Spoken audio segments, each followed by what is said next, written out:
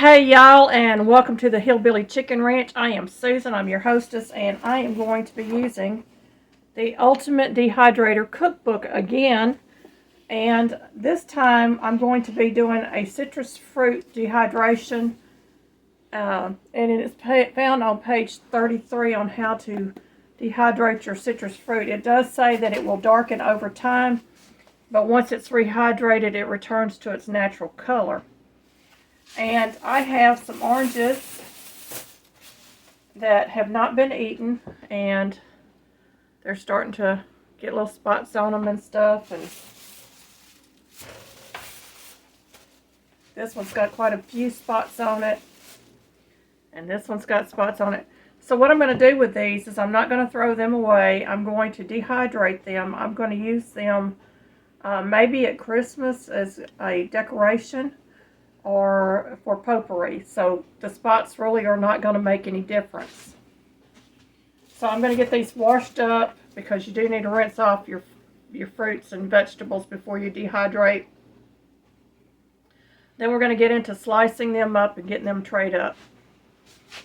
Okay, this is the box, the 217 Grilling Company Dehydrator. Included 5 clear stackable trays, 3.5 square feet per tray. It's a LED digital timer, 245 watts of heating power, adjustable thermostat, ranges from 104 degrees Fahrenheit to 158 degrees Fahrenheit. Chimney-like center for even flow and uniform drying. This product contains chemicals known to the state of California to cause cancer, birth defects, and other reproductive harm. For information, go to www.p65warnings.ca.gov. It is a ETL CUS listed Intertech. It's got the manufacturing information down here at the bottom. This is the front of the box. According to this, it has 5 trays, 17.5 square inches of total drying space. So, the product was made in China, distributed by Rural King Distributing, Mattoon, Illinois. And the ruralking.com information is there along with the SKU.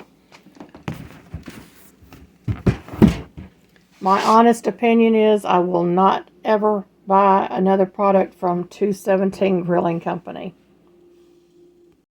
Now, according to the book, you can do citrus strips with a peel. You can do citrus chips, which would be the whole slice.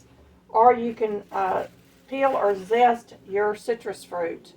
And I'm just going to slice it, because I'm not looking for anything beautiful to come out of this. And I am doing this, it says do it in a 1/8 inch. So fairly thin slices. And it smells really good, y'all. You can actually throw this a couple of slices on your stove with some boiling water and have a nice citrus aroma going throughout your house. I'm going to slice into this one because it's the ugly fruit. And it is fine inside. It's just a peel that has that discoloration on it.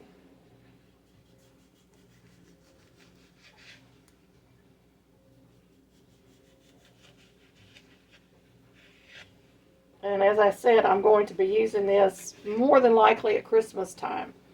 But I want to get these used up because I do not want them to go bad. I'm using that new 217 Grilling Company dehydrator. And I'm just going to layer this out onto the dehydrator. And we'll see how many shells we need. I'm thinking maybe three shelves, maybe. Got to move that out of the way, bring over another shelf. And I'm going to keep this kind of dry as I go along.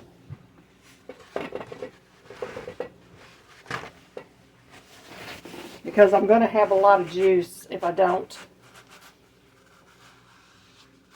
So I'm just going to dry that up. We'll get rid of these ugly ones first.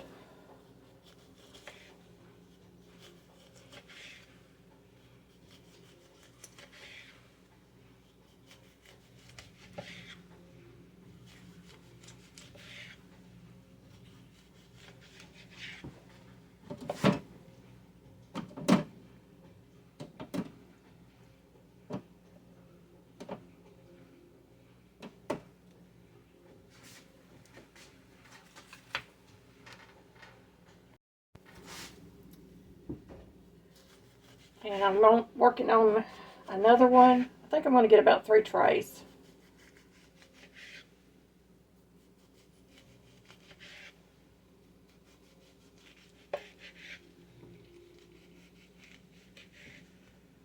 That small piece over there.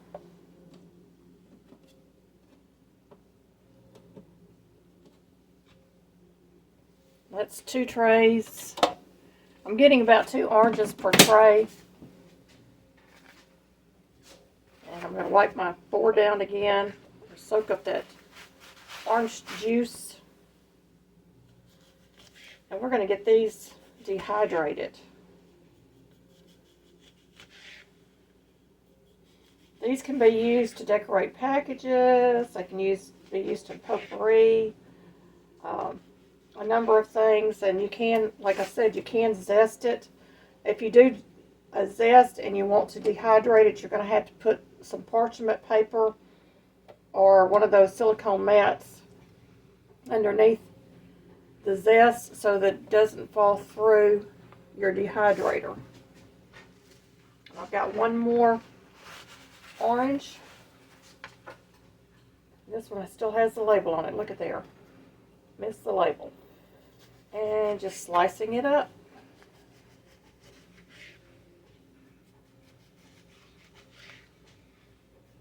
Now, the book recommends doing this on 125 degrees for 10 to 12 hours. I already know that this dehydrator is not going to work at that temperature. So I'm going to use the highest setting I have on this dehydrator. And we're going to get all this orange on here.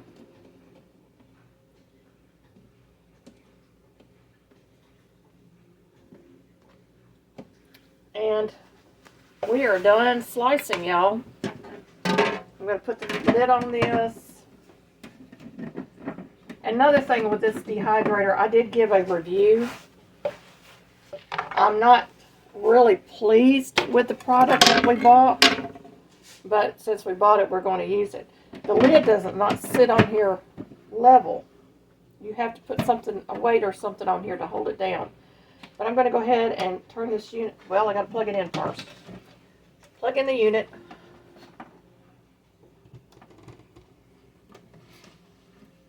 I'm going to turn it on, and I'm going to set it for 12 hours.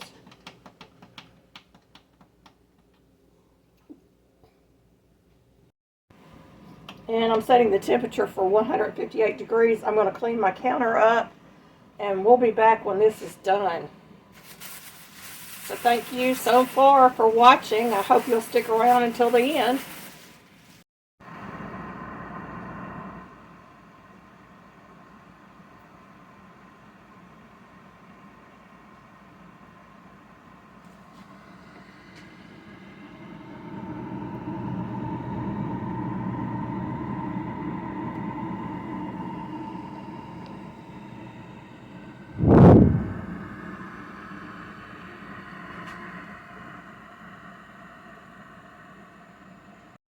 Well, y'all, I am back. We're going to check these orange slices and see if they have finally dehydrated. I am not pleased with this 217 Grilling Company dehydrator. I'll tell you why in just a moment. You'll notice that I have only 2 trays on here because these dehydrated. These are fine. They are hard and they dehydrated. these down here have taken forever, and this one is still pliable and soft, and it is not completely dehydrated. But I think the rest of them are. Well, that one's not. And that one's not. And these have been on this dehydrator, y'all, for almost 3 days solid. And I hate to throw these out, but I put a thermometer on this through the top. The top has these little slots. So I put a thermometer in there, and it never reached the 158 degrees Fahrenheit. It only got up to about 140 degrees on the highest setting on this dehydrator. So we're going to try to return this to the store. We saved the receipt in the dehydrator book, and we saved the box. So this is going to get cleaned up, and we are going to return this to Rural King if they will take it back, because they do have a limitation on how long they accept returns for. But I am telling you now, do not buy this dehydrator. It goes by another LEM, was the other label that we saw on this exact same dehydrator, and it was at Academy Sports. So don't buy it. It's not worth wasting your money on. What am I going to do with all of this? First of all, they have a very mild citrus smell to them, but they make a lovely potpourri. You can use them for potpourri. You can use them in teas. There's many uses for oranges. Now, the dehydrator book, the Ultimate Dehydrator Cookbook that I'm using, on page 184 and 185 gives you some ideas of using dried fruits. One of them would be dried fruit ornaments. And you can do homemade potpourri, and you can do dried wreaths with these. So those are the 3 things that I'm looking at. I probably could also grind this up into a powder and use it in soaps and other items. I mean, there's several ideas in here, because there's an all-natural soap in here, and it talks about all the different things that you can put together to create a natural soap using some of your dehydrated items. So these are probably going to be used around the holidays, towards the end of the year, and I will store them in a bag with some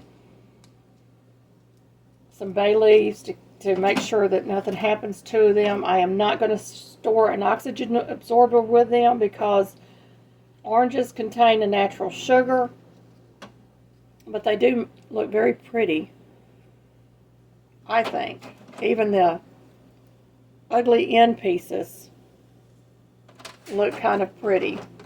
So I salvaged some oranges that were going to go bad on me. There's the bad spot on this one, and the bad spot on this one. And I'm going to be able to reuse these oranges for something else as a project. So that was my intent for dehydrating these. This dehydrator is just, to me, a piece of crap. So thank you for watching, and hope that you have learned something from my experience with the 217 Grilling Company dehydrator that I purchased at Rural King. And well, thank you for watching, and y'all, not every product is a good product out there. Be blessed.